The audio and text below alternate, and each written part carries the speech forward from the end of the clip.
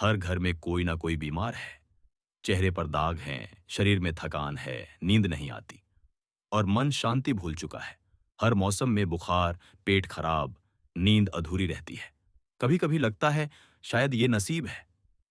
पर इन सब का एक उपाय है, एक ऐसा पेड़ जो आपके घर के बाहर, गली के कोने पर या खेत की मेड़ पर चुपचाप खड़ा है। उसका नाम है नीम।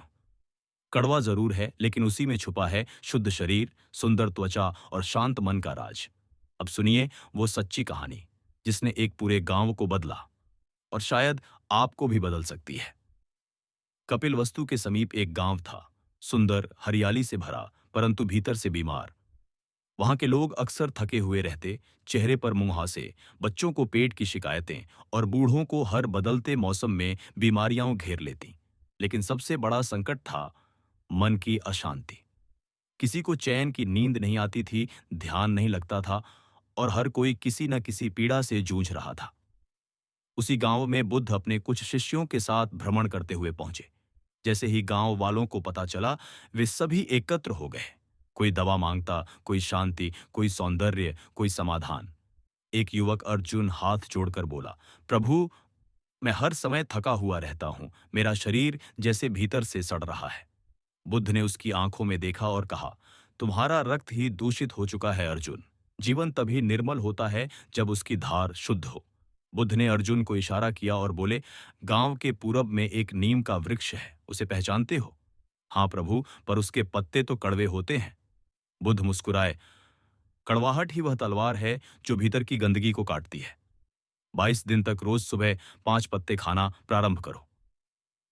कुछ सप्ताहों बाद अर्जुन पुनः उनके पास आया। अब उसकी त्वचा दमक रही थी, आंखों में चमक थी, चाल में आत्मविश्वास। बुद्ध बोले, जब रक्त शुद्ध होता है, जीवन अपने आप सुंदर हो जाता है। यह देखकर गांव की एक युवती सुभद्रा, जो हमेशा अपने चेहरे के दागों से दुखी रहती थी, आगे आई और बोली, प्रभु, क्या नीम मेरे चेहरे को भी ठीक कर सकता है? बुद्ध ने मिट्टी के एक पात्र में नीम के पत्ते पीसकर लगाने को कहा। प्राकृतिक सौंदर्य सौंदर्य प्रसाधनों से नहीं, नीम की करुणा से आता है। 30 दिन बाद सुभद्रा का चेहरा बदल गया, दाग गायब, आत्मविश्वास लौट आया।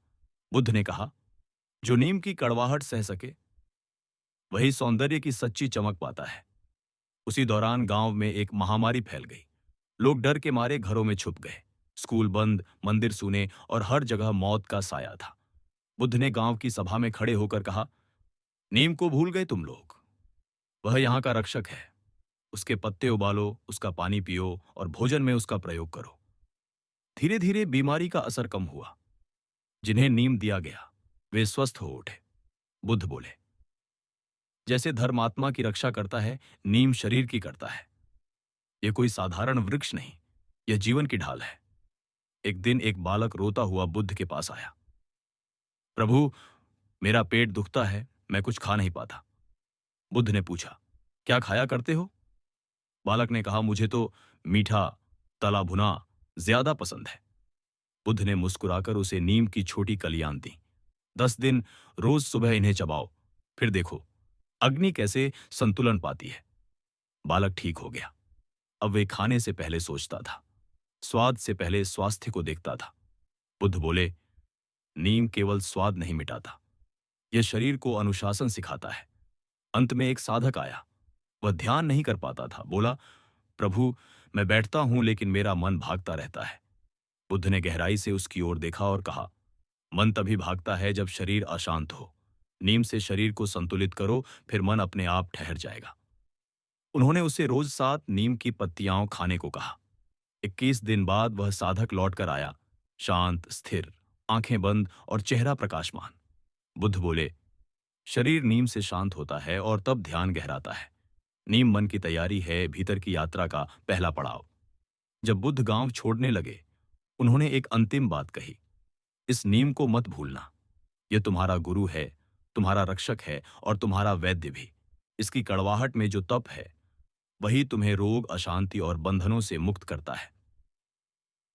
अगर आपको ये कहानी पसंद आई, तो इसे किसी ऐसे इंसान के साथ जरूर शेयर करें जो शारीरिक या मानसिक रूप से थका हुआ है, क्योंकि हो सकता है उसे दवा नहीं, नीम की छांव की जरूरत हो